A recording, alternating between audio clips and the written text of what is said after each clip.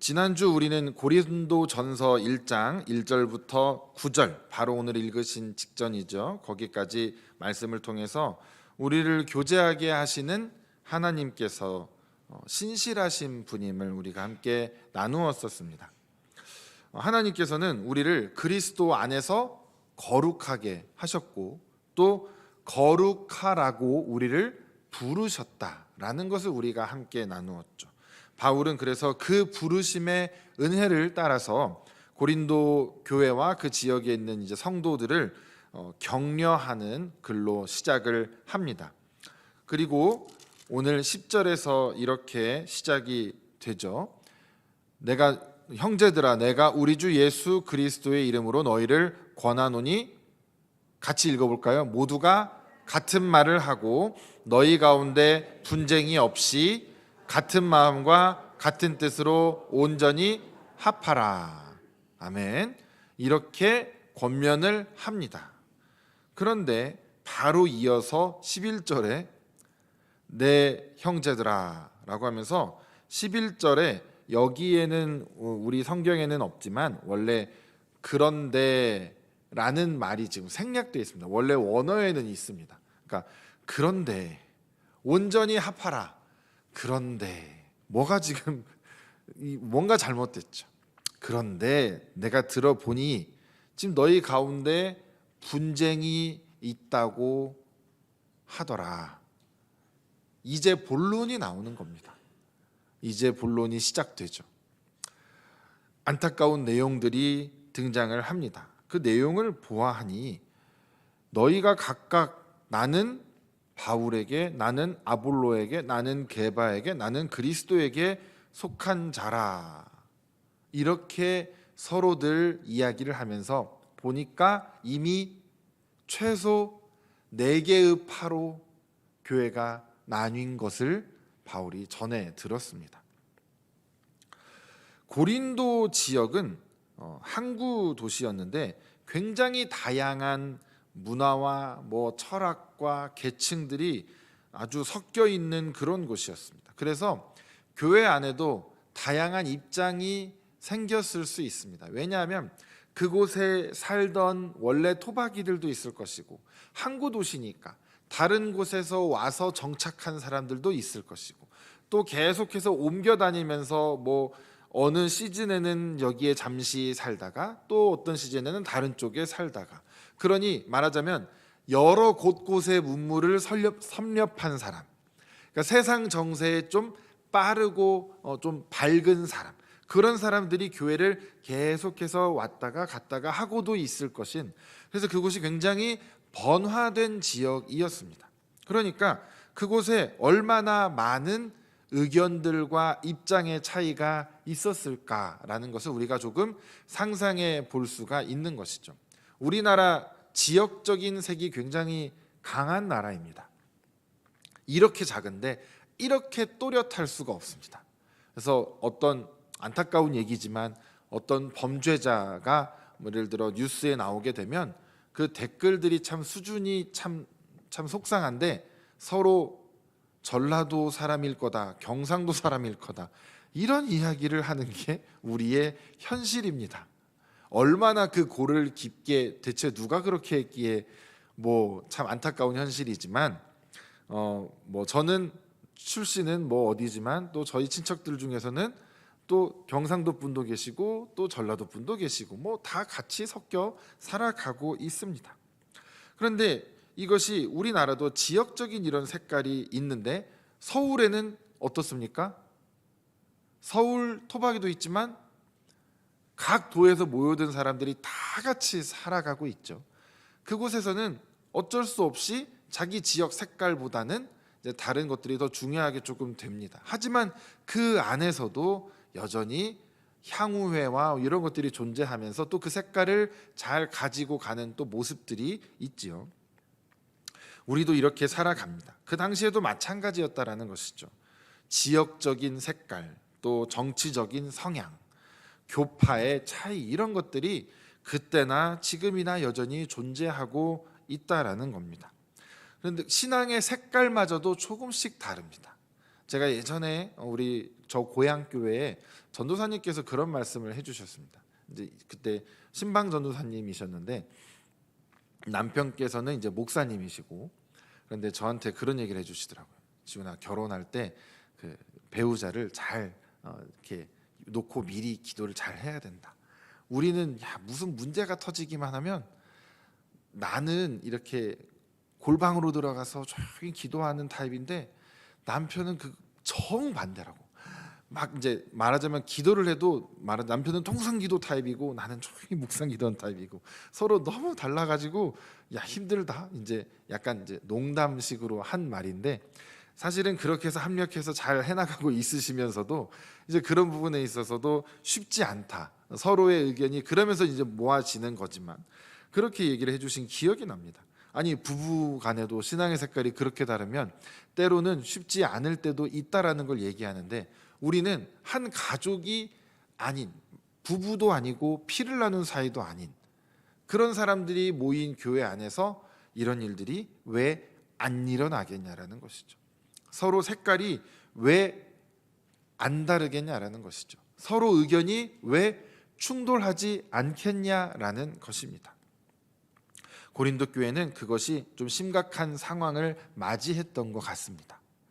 어디까지 그것이 이제 시작이 됐냐? 나는 누구 소속이다, 이런 얘기를 시작합니다. 나는 바울, 나는 아볼로, 나는 게바, 나는 그리스도에게 속하였다. 게바라는 건 베드로죠. 지금 얼마나 쟁쟁한 사람들이 나왔습니까? 아볼로가 살짝 처지는 느낌이지만 바울, 베드로 뭐 우열을 가리기가 힘듭니다. 그런데 나는 그리스도께 속한 자다. 이 사람이 정답일 것 같죠. 그런데 왜 같이 나열했을까요? 이 시기에는 예수님을 직접 만난 사람이 살아있는 시대 아닙니까? 뭐 베드로한테 세례 받았다고? 바울에 대해서 세례 받았다고? 나 예수님 같이 다녔어. 예수님 따라다녔어. 너 예수님이 사람 고쳐줄 때 못 봤지? 난 봤어. 어디 지금 내 앞에서 지금 뭘 족보를 따지고 있나? 난 예수님하고 직접 밥도 먹었는데. 지금 이런 상황이 벌어졌다라는 겁니다. 아니, 예수님을 직접 봤다는데 뭐 그 앞에서 다 꼬리 내려야지 뭐 우리가 할 말이 있겠습니까? 그렇지 않나요?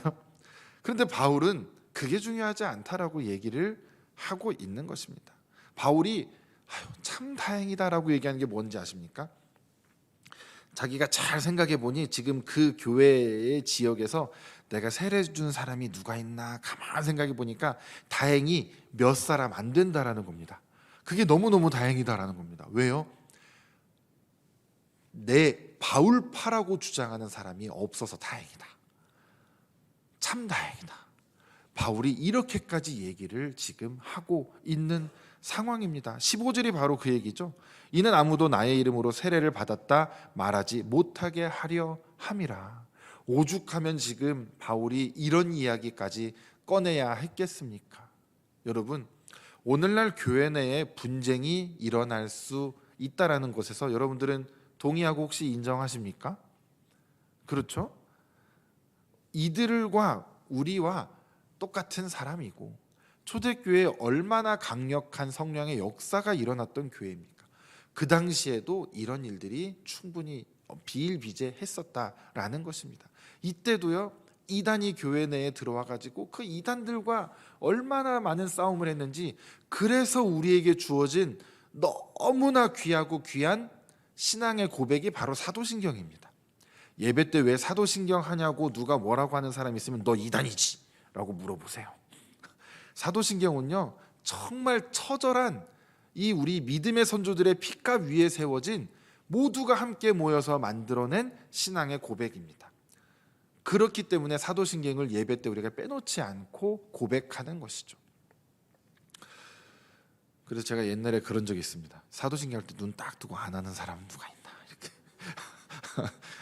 제가 신학하기 전에 그런 생각, 그런 장난이지만 그래 본 적도 있습니다.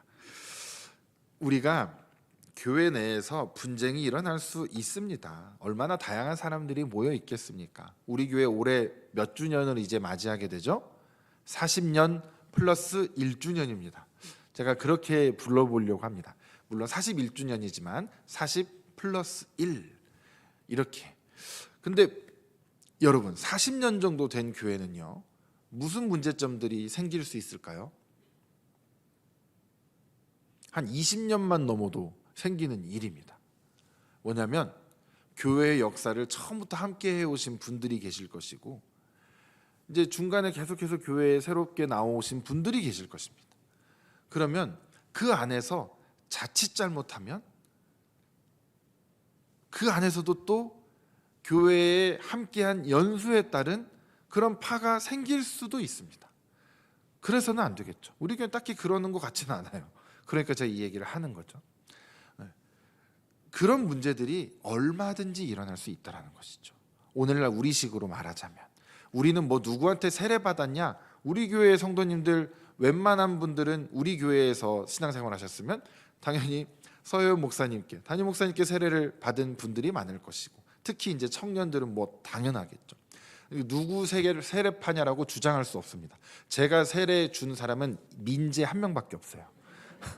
우리 유치원은 딱 민재 한 명밖에 없어요. 민재가 요즘 잘 안 보이는데. 네. 그래서 민재가 주장하면 그냥 아이고 귀여운 녀석 이러면 끝날 일이에요. 근데 이제 바울이 무엇을 가지고 그럼 이들을 가르치고 무엇을 가지고 이들을 다시 하나 되게 지금 해 나가는 것이냐, 그것이 우리에게 중요한 것이겠죠. 바울이 17절에 보니까 그리스도께서 나를 보내심은 세례를 베풀게 하려 하심이 아니고 오직 복음을 전하게 하려 하심이다. 이 고백을 합니다. 나는 너희들에게 세례를 베푸는 게 중요한 게 아니라 복음을 전하는 것이 중요하다. 그리고 나아가 그것이 무엇을 의미하죠? 너희들이 복음을 제대로 알기를 원한다라는 말이 담겨 있는 것입니다. 복음을 여러분들이 깊게 깨달아 알아야 한다라는 그 말을 하고 있는 것이죠. 내가 그것을 전하는 과정 가운데에서도 내가 지혜로, 나의 말의 지혜로 하지 않았다라는 고백을 합니다. 왜냐? 내가 나의 어떤 잘하는 것을 가지고 그것으로 복음을 전하는 데에 너무 사용을 지나치게 하다 보면 복음보다 나의 지혜가, 나의 능력이 앞서기 때문에 말의 지혜, 내가 언변이 뛰어나다 보니까 하나님의 말씀보다 뛰어난 언변이 오히려 말씀보다 더 앞서게 되는 그런 일들마저도 내가 얼마나 경계를 하면서 복음을 전했는지 아느냐. 그 이유가 무엇인지 아느냐. 바로 그리스도의 십자가가 헛되지 않게 하려 함이다. 이것을 바울이 오늘 이야기하고 싶은 것입니다. 십자가가 헛되지 않게 하려 하는 것. 18절 우리 함께 읽어보실까요? 십자가의 도가 멸망하는 자들에게는 미련한 것이요 구원을 받는 우리에게는 하나님의 능력이라. 아멘. 정말 유명하고 수련목 시험 때 반드시 외워야 하는 암송 구절 중에 하나이기도 합니다. 십자가의 도가 멸망하는 자들에게는 미련합니다. 하지만 구원을 받는 우리에게는 하나님의 능력입니다. 여러분들에게는 그런 십자가가 능력입니까? 능력이 아닙니까? 능력이었습니까? 능력이었던 것 같습니까? 능력이었을 수도 있습니까? 확실하게 말씀하실 수 있습니까? 오늘도 십자가는 저에게 능력입니다. 맞습니까? 여러분 감정으로 아멘 하지 마시고 제가 생각할 시간 5초 드릴게요. 5초. 십자가가 정말 십자가의 도가 나에게 정말 능력인가? 다시 한번 여쭙겠습니다. 설교의 제목이죠. 여러분의 십자가는 능력입니까? 정말 아멘으로 나오시면 정말 귀하게 살아가고 계시는 줄인 줄로 믿습니다. 여러분들에게 위로가 되어야 하겠죠. 십자가가 어떻게 우리에게 능력이 되고 오늘 이 고린도 교회에 어떤 능력이 되는가 보니까 이들 가운데 지금 분쟁이 있었다라고 합니다. 분쟁을 통해서 뭐 어디까지 갔습니까? 분열이 일어난 상황입니다. 갈라졌습니다. 찢어졌습니다. 예수님께서 우리를 한 몸으로 부르셨는데 한 지체들인 우리들이 팔 따로, 손 따로, 발 따로 지금 서로가 이 몸의 소유권을 주장하고 있는 상황입니다. 왜 나는 게바파라, 나는 뭐 바울파라, 그리스도파라, 왜 이런 얘기를 했겠습니까? 잘하려다가 그런 겁니다. 교회 안에서 사역을 하고 이렇게 하다 보니까 어느 순간 뭔가 의견의 일치를 못 이룰 때가 분명히 옵니다. 그럼 그때 이제 서로 얘기를 하는데 잘 받아들여지지 않을 때가 있겠죠. 그러다 보면 상대방을 설득해야 되는데 설득하려고 하니까 말의 지혜가 앞서게 되고 내가 배운 것들로 막 어떻게든 좀 눌러보려고 하고 하다 안 되니까 뭡니까? 야, 너 누구한테 세례받았어? 야, 너 누구 사람이야? 내 뒷배가 누군지 알아? 지금 이런 상황까지 갔다라는 겁니다. 뭘 위해서요? 내가 더 우위에 서려고 나의 주장을 상대방에게 관철시키려고 내가 누구로부터 비롯된 자인지 알아? 지금 이런 얘기까지 이들이 하고 있는 상황입니다. 혹시 우리 안에는 그런 일이 없는지 모르겠습니다. 여러분들께서도 어떤 일들을 이야기하고 의논하고 이렇게 하는 과정 가운데에서 내 말을 설득시키려고 상대방을 누르려고 한 적은 없으십니까? 내 말을 설득시키려고 내가 지금 뭘 내가 그동안 배웠는지 아시오? 내가 어떤 상황인지 아시오? 나를 보니 내 말을 좀 들어야 될 것 같지 않소? 이러면서 다른 것들을 자랑하면서 내 말을 설득하려고 혹시 하고 있던 적은 없었는지 우리의 삶을 좀 돌아보아야 할 것 같습니다. 오늘 10절 말씀, 너희를 권하노니 모두가 같은 말을 하고 너희 가운데 분쟁이 없이 같은 마음과 같은 뜻으로 온전히 합하라고 말씀하고 있습니다. 온전히 합하라는 이 단어의 원어를 보니까 헬라어의 이제 단어인데 그것이 그물을 찢어진 그물을 수선할 때 쓰는 단어입니다. 여러분, 어부가 그물로 이렇게 고기를 잡는데 매번 그 수선을 하지 않으면 그 구멍으로 고기가 다 빠져나가겠죠. 이것은 그들에게 있어서 생계에 있어서 바로 직결되는 매우 중요한 작업입니다. 이것을 하지 않으면 그들은 생명을 유지해 나갈 수가 없는 것이죠. 바울이 이 단어를 굳이 왜 일부러 이 단어를 선택해서 썼을까요? 고린도에 사는 사람들, 아주 큰 항구 도시였던 그들에게 그물을 깁고 다시 봉합해서 하나로 만들어가는 그 과정의 일들이 그들에게는 일상이었다라는 것이죠. 그것을 해야만 고기를 잡을 수 있었다라는 겁니다. 이것을 통해서 고기를 잡을 수 있는데 우리 사람을 낚는 어부가 되게 하시는 그 주님의 말씀, 또 증인이 되라는 그 주님의 말씀 따라서 우리가 믿는 자를 더해야 하는 자들이 우리가 온전히 합하지 않으면 단 한 마리의 물고기도 우리는 잡을 수가 없다. 한 사람도 우리는 복음을 전해서 그 사람을 우리가 주님의 자녀로, 주님의 백성으로 만들 수가 없다라는 것입니다. 왜요? 우리 그물이 찢어져 있기 때문이죠. 바울은 그것을 이야기합니다. 그러면서 어떤 질문을 하냐면 그리스도가 나뉘었느냐? 13절에 그리스도께서 어찌 나뉘었느냐? 그리스도는 한 분이십니다. 그리고 성부, 성자, 성령 하나님, 삼위일체 되시는 그 하나님께서 우리에게 연합을 가르쳐 주셨습니다. 세 분이시면서 한 분이신 그 연합을 우리에게 가르쳐 주셨습니다. 그리스도께서 어찌 나뉘었겠느냐 이겁니다. 그리스도께서 한 분이시고 성령도 한 분이신데 왜 너희들은 다른 말을 하고 다른 소속이라고 이야기를 하느냐? 우리는 모두 그리스도로부터 온 자들 외에는 다른 어떤 소속이 있을 수 없습니다. 바울이 그것을 이야기하는데 이것이 굉장히 역설적인 우리에게 가르침을 줍니다. 그리스도께서 어찌 나뉘었느냐? 그러면서 십자가의 도를 이야기합니다. 십자가의 도라는 것은 말씀이라고도 이게 표현을 할 수가 있는데 십자가를 통한 그 말씀이 우리에게 무엇을 가르쳐 줍니까? 여러분, 십자가 하면 무엇이 떠오르십니까? 십자가 하시면 무엇이 떠오르실까요? 바로 우리 예수 그리스도께서 그 십자가에 달려 죽으셔야만 했던 그 과정 가운데 예수님께 어떤 일들이 있었습니까? 찔리고 찢기고 상하는 그리스도의 몸을 우리는 상상할 수가 있습니다. 그리스도께서 한 분이시고 하나님께서 한 분이신데 우리를 위해서 그리스도께서 찢기심을 당하셨다라는 것입니다. 그리고 예수님께서 우리에게 가르쳐 주시죠. 최후의 제자들과의 그 만찬 시간에 앞으로 나를 이렇게 기념하라 라고 하시면서 예수님께서 우리에게 성찬을 가르쳐 주시죠. 그 과정에서 우리가 그리스도의 몸을 이야기할 때 어떻게 합니까? 하나였던 그리스도께서 그 몸이 찢김으로, 그것이 제자들 한 사람 한 사람에게 들어감으로 다시 하나 되는 그 연합의 신비를 우리에게 가르쳐 주셨습니다. 그것이 바로 십자가의 도인 것이죠.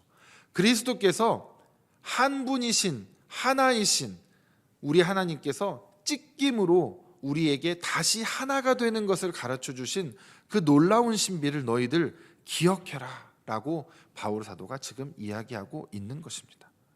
오늘은 주연절 세 번째 주일이죠. 세상 가운데 빛으로 오신 우리 예수 그리스도께서 갈등의 경계를 다 무너뜨리셨습니다.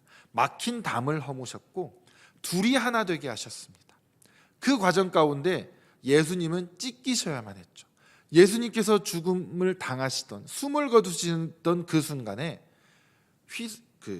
지성소로 들어가는 휘장이 찢어졌던 사건이 성경에 기록되어 있죠. 예수님께서 찢어짐으로 인해서 원래 지성소로 갈 수 없는 우리가 하나님께로 나아가게 됐다라는 걸 상징적으로 우리에게 가르쳐 줬는데, 이제 그렇게 돼서 하나님과 연합하게 되고, 이제 하나님과 연합하게 되어서 한 교회로, 한 몸으로 부름을 받은 너희들이 왜 다시 찢어져서, 왜 다시 분열되고 있느냐? 지금 바울이 그것을 책망하고자 함입니다. 우리 가운데에서도 이런 일들이 얼마든지 일어날 수 있죠. 하지만 우리가 기억해야 할 것은 그것을 하나 되게 하시는 우리 예수 그리스도의 놀라운 능력을 우리는 믿어야 합니다. 우리가 다시 하나 되어야 한다라는 것을 또 기억해야 합니다. 우리 안에 분열이 있을 때 여러분 어떻게 해야 합니까? 제가 주보에도 적어 놓았지만 우리가 다시 하나 될 수 있는 유일한 방법은요, 그 사람을 설득하는 것도 아니고 그 사람을 이해하는 것도 때로는 방법이 안 될 때가 있습니다. 제일 중요한 것은 무엇이냐면 그냥 내가 십자가 앞에 나아가는 것입니다. 내가 십자가 앞에 가 엎드릴 때 그때 하나님께서 일하기 시작하십니다. 내가 그 관계를 어떻게 회복하려고, 내가 이걸 하나 되게 하려고 애쓰면 애쓸수록 때로는 더 뒤틀리는 것을 경험합니다. 하지만 분명한 것은 내가 십자가 앞으로 나아갈 때 그 십자가의 도가 우리에게는 구원의 능력이 되고 하나 되게 하는 귀한 능력이 된다라는 것이죠. 우리 모든 분들께서 우리도 하나 되게 하는 그 과정 가운데 나의 지혜로는 되지 않는다라는 것을 반드시 기억하시고, 우리 예수님께서 찢기심으로 말미암아 우리를 하나 되게 하신 것처럼, 하나님과 우리를 하나 되게 하신 것처럼 우리도 그 과정이 반드시 필요함을 기억하시면서 오늘도 그 십자가의 도를 하나하나 이루어가는 우리가 되시기를 주님의 이름으로 간절히 축복합니다. 주님 감사합니다. 오늘도 우리에게 귀한 말씀을 통하여 우리를 가르쳐 주시고 우리를 하나로 연합하게 하시는 주님의 놀라운 능력에 감사를 드립니다. 주님, 우리가 이 말씀을 마음에 새기게 하시고 우리가 이 말씀 따라 살아가는 우리가 될 수 있도록 인도하여 주시옵소서. 감사드리오며 거룩하신 예수님의 이름으로 기도드렸습니다. 아멘.